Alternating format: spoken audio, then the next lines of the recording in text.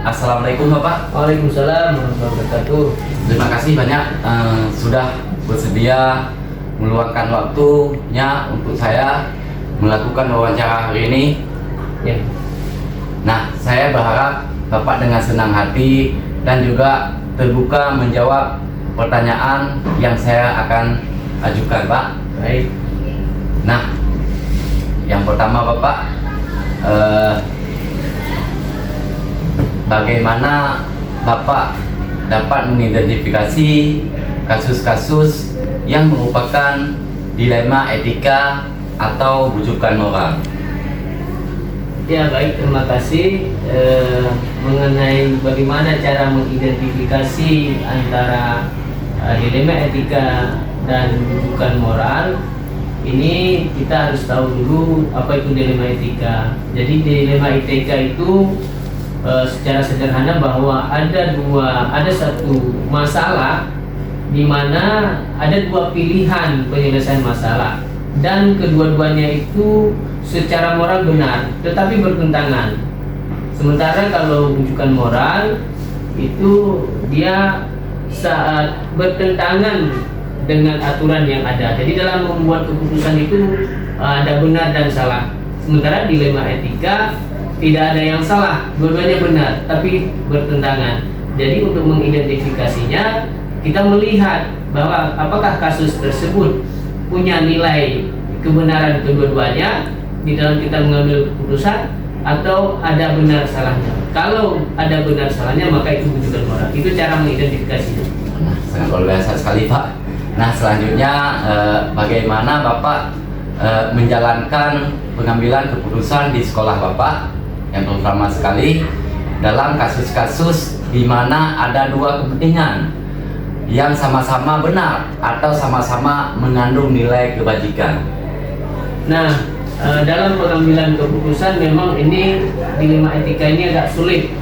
Namun kita melihat mana pilihan yang paling banyak manfaatnya dan kita pilih solusi yang seperti itu sehingga memberikan dampak yang lebih baik.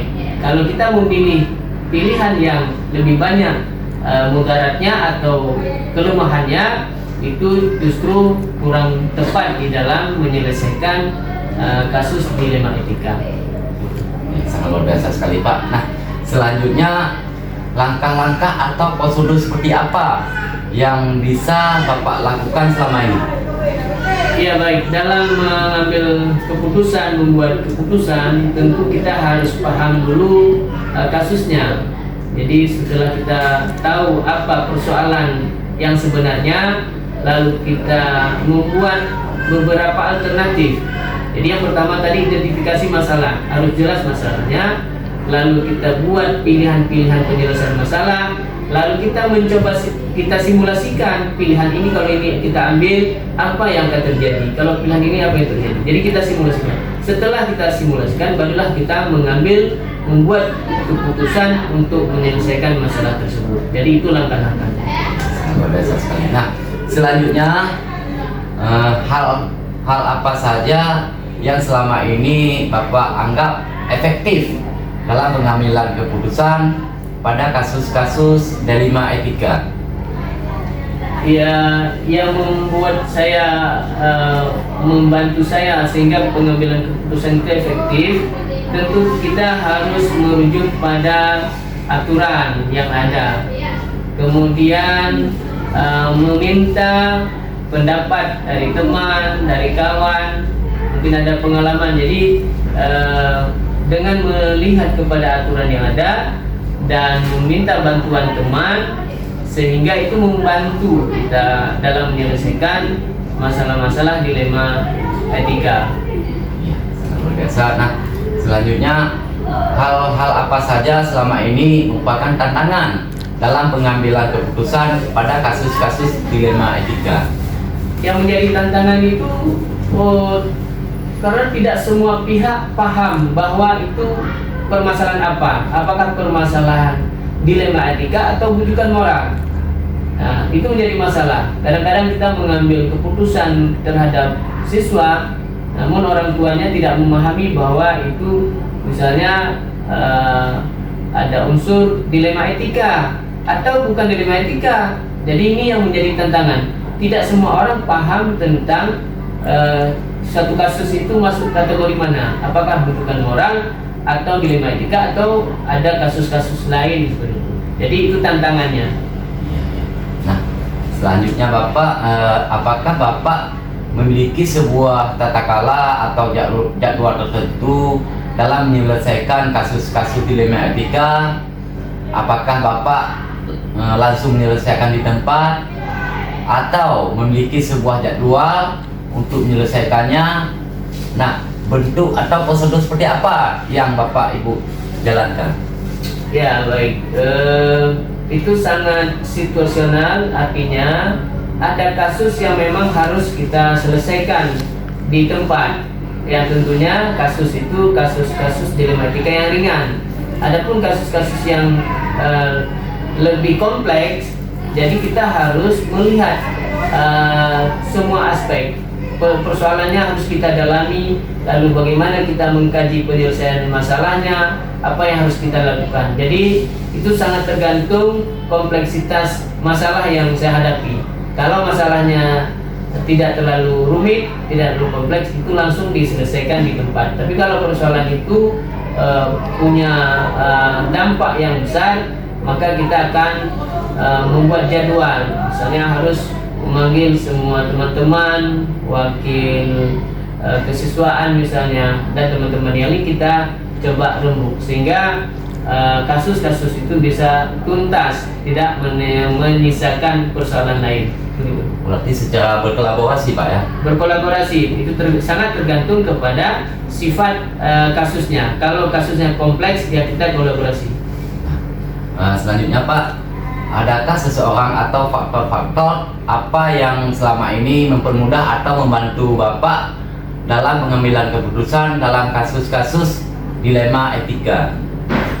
Ya, tentu hari ini kita punya data yang sangat lengkap. Kalau kita berbicara karena kita punya teknologi, jadi kita sangat memungkinkan untuk memperoleh data yang lengkap. Sehingga dengan data yang lengkap itu kita bisa analisa, sehingga di dalam mengambil keputusan dalam kasus-kasus dilema etika itu bisa membantu kita. Jadi data yang lengkap itu bisa membantu saya dalam membuat keputusan dalam kasus-kasus dilema etika. Nah, jadi ini pertanyaan yang terakhir Pak. Nah, dari semua hal yang telah disampaikan, pembelajaran apa yang dapat Bapak petik dari pengalaman Bapak dalam mengambil keputusan dilema etika? Ya, pelajaran yang bisa saya ambil tentunya dalam menyelesaikan masalah itu, yang pertama harus melihat kasusnya, kemudian dalam menyelesaikan masalah itu harus mengedepankan pengetahuan, mengedepankan sikap yang baik, berpikir positive thinking, dan pada yang paling penting lagi adalah harus kita membuat keputusan itu bisa menyelesaikan masalah. Jadi masalah keputusan atau kebijakan yang kita ambil dapat menyelesaikan masalah secara total, tidak menimbulkan masalah yang baru. Itu pelajaran yang saya ambil dari penyelesaian masalah. Nah, sangat luar biasa sekali Pak penjelasan Bapak hari ini. Nah, alhamdulillah Pak sudah selesai. Sekali lagi saya sangat berterima kasih banyak atas waktunya hari ini. Semoga jawaban Bapak hari ini bisa bermanfaat, yang pertama sekali bagi saya pribadi dan juga bagi teman-teman yang lain. Assalamualaikum Pak. Waalaikumsalam warahmatullahi wabarakatuh. Baiklah, sekian wawancara saya hari ini. Semoga wawancara hari ini dapat bermanfaat, yang pertama sekali bagi saya pribadi dan juga bagi rekan-rekan lain yang membutuhkannya. Akhir kata, semoga tergerak, lekas bergerak, dan mari menggerakkan. Assalamualaikum warahmatullahi wabarakatuh. Assalamualaikum warahmatullahi wabarakatuh. Salam guru penggerak. Perkenalkan, nama saya Mutahar SPD, calon guru penggerak angkatan 11 Kabupaten Aceh Barat. Nah, saya adalah guru bidang studi geografi yang bertugas di SMA Negeri 1 Wela. Nah, saat ini saya melakukan wawancara untuk memenuhi tugas demonstrasi kontekstual modul 3.1, yaitu pengambilan keputusan berdasarkan nilai-nilai kebajikan sebagai pemimpin. Hari ini saya berkesempatan mewawancarai Kepala Sekolah SMA Negeri 1 Wela, yaitu Ibu Noyani SPD MSI. Assalamualaikum warahmatullahi wabarakatuh, Bu. Waalaikumsalam warahmatullahi wabarakatuh. Terima kasih banyak, Bu, sudah bersedia meluangkan waktu untuk saya melakukan wawancara hari ini. Baik, Bu. Nah, saya mengharap dengan senang hati dan terbuka menjawab pertanyaan yang saya ajukan. Baik. Nah, Insya Allah akan dijawab sebisa Ibu ya. ya, tahu. Nah, yang pertama, bagaimana Ibu dapat mengidentifikasi kasus-kasus yang merupakan dilema etika atau bujukan moral? Oke, baik, terima kasih. Mungkin yang pertama yang memang Ibu lakukan, mungkin nggak mesti Ibu, siapa saja jadi pemimpin, itu kita harus mengamati langsung. Jadi interaksi antara siswa, guru, kemudian konflik apa yang terjadi. Jadi kita harus langsung kita lihat ke lapangan, kita amati langsung. Jadi tidak bisa kita dengar sebelum kita lihat apa yang terjadi, ataupun konflik apa yang terjadi di lapangan. Kemudian kita juga harus mendengarkan keluhan kedua belah pihak, ya kan? Mungkin dan seterusnya kita analisis apa yang masalah apa yang terjadi. Setelah itu kita diskusi dengan stakeholder yang ada di sekolah, ya kan? Mungkin apa yang kurang ataupun di mana kesalahan, itu sama-sama kita mengambil satu kesimpulan apa yang harus kita lakukan. Ya, sangat luar biasa sekali, Bu. Berarti, Bu, setiap permasalahan itu selalu Ibu lihat yang pertama sekali akar permasalahannya ke lapangan langsung, dan juga selalu berkolaborasi dengan yang pertama sekali warga sekolah. Iya, dengan warga sekolah. Jelas, luar biasa sekali. Nah, selanjutnya bagaimana Ibu menjalankan pengambilan keputusan di sekolah Ibu, terutama untuk kasus-kasus di mana ada kedua kepentingan yang sama-sama benar atau sama-sama mengandung nilai kebajikan? Tentunya kita juga identifikasi dulu, ataupun kita harus memahami dulu kepentingan kedua belah pihak. Apakah dalam konteks mereka bersaing atau tidak, ya kan? Tentunya kita harus identifikasi dulu masalahnya apa. Kemudian kita juga harus kita libatkan tim. Kita libatkan tim untuk menyelesaikan persoalan yang terjadi di sekolah. Kemudian setelah kita libatkan tim, kemudian kita mengajak berbagai pihak, juga selain guru, orang tua, siswa, kan kita berdiskusi bersama. Kemudian kita meminta pendapat mereka untuk memberikan masukan ataupun membantu dalam menemukan solusi. Kemudian setelah itu kita mengevaluasi, istilahnya menetapkan kriteria untuk kita evaluasi kedua kepentingan. Jadi harus ada pertimbangan. Dan juga kita harus melihat aspek-aspek seperti dampak jangka panjang, kemudian kesejahteraan, kemudian nilai-nilai pendidikan yang dipegang oleh sekolah. Kita harus melihat, mengevaluasi sampai ke situ. Kemudian juga kita harus mencari solusi secara kreatif. Intinya kita tetap harus berkompromi memenuhi kedua kepentingan ini. Jadi kita harus bisa melibatkan perubahan kebijakan dan menyesuaikan dalam implementasi. Intinya tidak ada anak tiri anak kandung. Tetap kita harus menyesuaikan dengan aturan yang telah kita tetapkan. Kemudian juga kita harus ada prinsip keadilan ataupun prinsip keterbukaan. Kita harus transparan. Tidak boleh misalnya kita tutup-tutupi. Tidak boleh kita istilahnya ada kepentingan lain di dalam persoalan tersebut. Kemudian juga seterusnya kita juga harus bisa melakukan refleksi, kemudian melakukan tindak lanjut. Mungkin itu yang luar biasa sekali. Pertanyaan selanjutnya Bu, langkah-langkah atau prosedur seperti apa yang biasa Ibu lakukan selama ini? Langkah-langkah atau prosedur seperti apa yang biasa Ibu lakukan selama ini? Jadi dalam mengambil keputusan, jadi prosedurnya seperti apa yang biasa Ibu lakukan selama ini? Baik, tentunya langkah-langkah kita identifikasi dulu persoalan. Setelah kita identifikasi persoalan, kita analisis kriteria kriteria dalam evaluasi tadi. Jadi ada pertimbangan, ada aspek seperti keadilan, kesejahteraan, itu harus kita lihat. Juga kesesuaian dengan visi misi sekolah. Nah, itu tetap kita perhatikan. Kemudian setelah itu kita harus bisa diskusikan dengan tim tadi. Jadi tim harus bisa memberikan ide-ide ataupun dengan stakeholder lainnya. Kita kompromi biar hasil diskusi itu berpotensi harus ada solusi.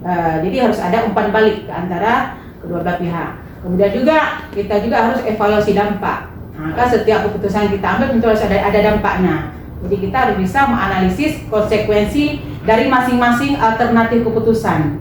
Mungkin itu langkah yang kita lakukan dalam menyelesaikan setiap persoalan yang terjadi. Itu masalahnya kan Bu, ini kan ada dua ya. Baik ini yang pertama tentang siswa, etika tentang siswa ataupun guru. Ya. Berarti dalam mengambil keputusan itu selalu melibatkan stakeholder yang ada. Kita libatkan guru, kita libatkan siswa, juga orang tua. Tetap kita libatkan. Luar biasa sekali. Pertanyaan selanjutnya Bu,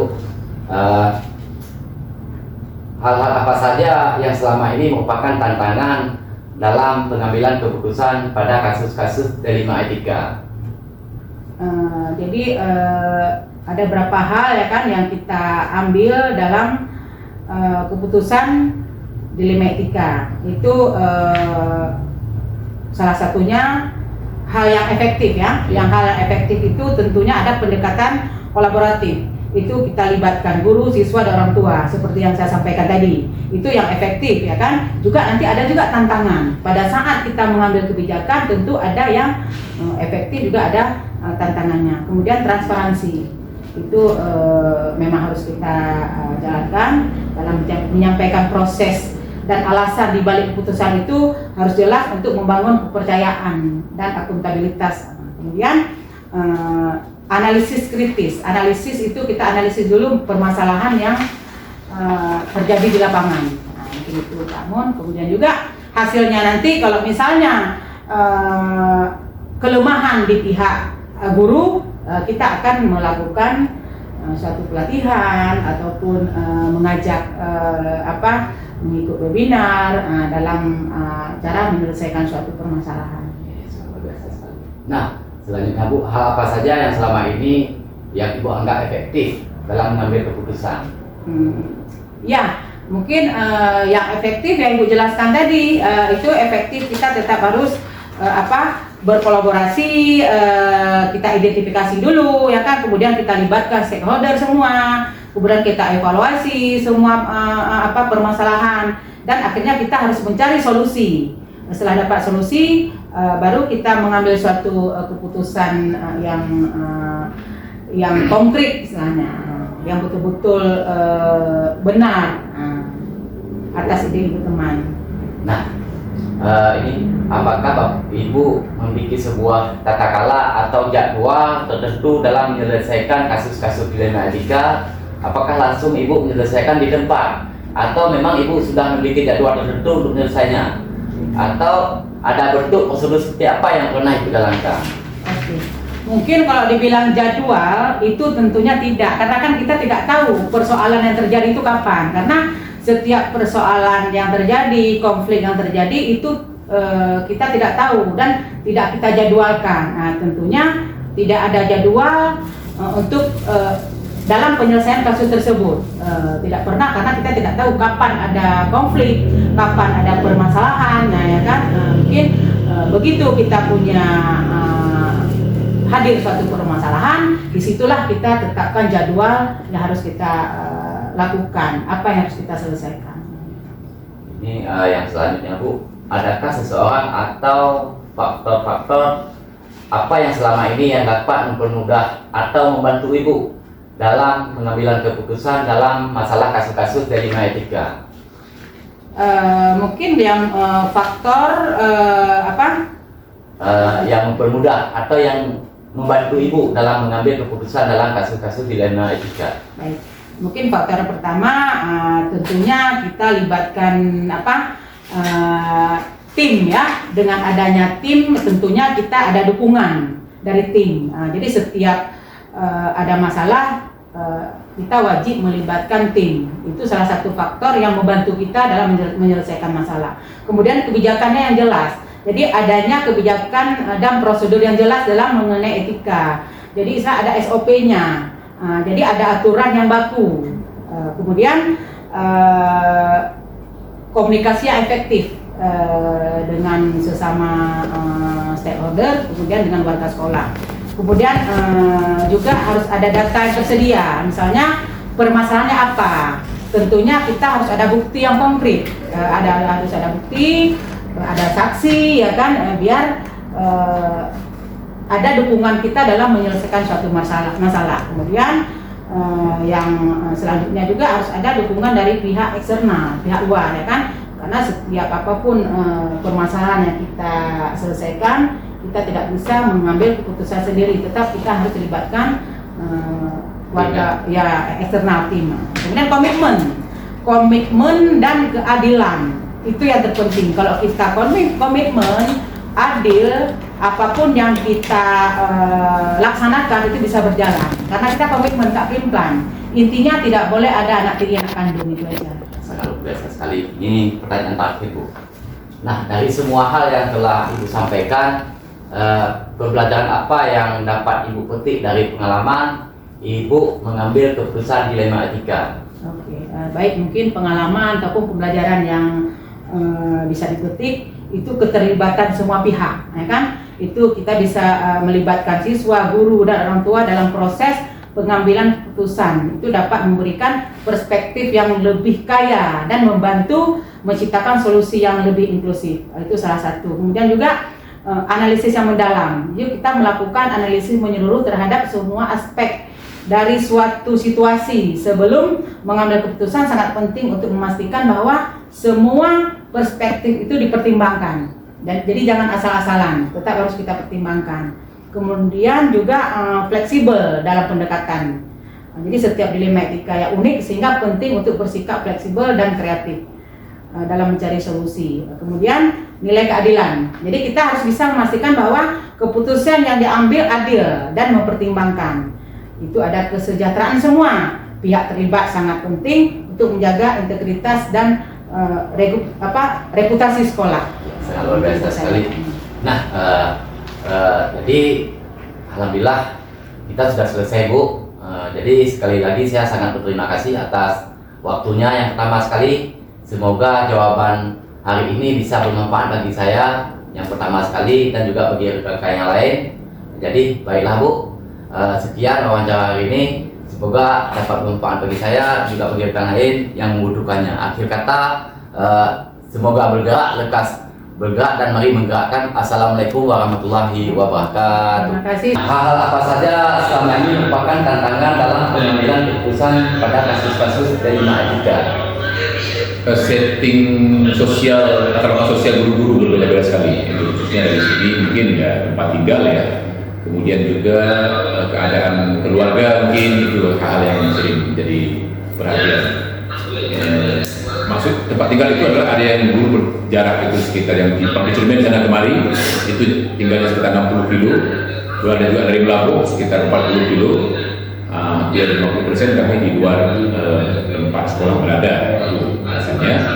Kemudian kalau dari segi apa kita belakang keluarga juga ada yang guru suaminya guru tempat yang kami pindah kemari, kami tempat kemari, sehingga suaminya juga harus bertugas di tempat asal, nanti kami minta pindah kemari. Sudah kami menginginkan, kalau bisa guru-guru itu tinggalnya di sekitar sekolah. Tapi ada pertimbangan lain, sehingga guru harus tinggal di tempat yang jauh, harus ke sekolah. Itu dalam hal kita bilang nanti katanya sekolah itu agak sedikit terkendala dalam hal menerapkan disiplin sekolah seperti SMA mungkin yang menerima guru di jam 8 itu sudah masuk kelas ke dalam sekolah. Itu tantangan kami yang paling berat sebenarnya ketika bertugas di tempat jauh.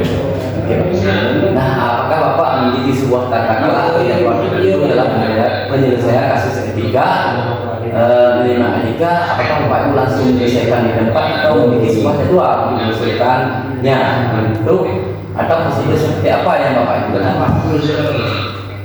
Dilema etika yang paling menonjol sebenarnya penegakan disiplin sekolah, kalau itu bisa dianggap etika, karena kalau dalam pendidikan formal ini sebenarnya etika yang tidak tertulis banyak, tapi yang paling harus diterapkan pertama kali itu yang tertulis. Katakanlah gurunya harus datang ke sekolah minimal dalam 1 minggu 7,5 jam misalnya. Itu bagaimana pemenuhan terhadap unsur-unsur yang sudah ditetapkan oleh kementerian itu harus terlaksana. Nah, untuk menjembatani antara keadaan guru dan jam mengajar yang dibuat di sekolah itu banyak kendalanya. Tentunya akan kita rencanakan. Adakah seseorang atau faktor apa selama ini mempermudah atau membantu Bapak dalam pengambilan keputusan dalam kasus-kasus dilema etika?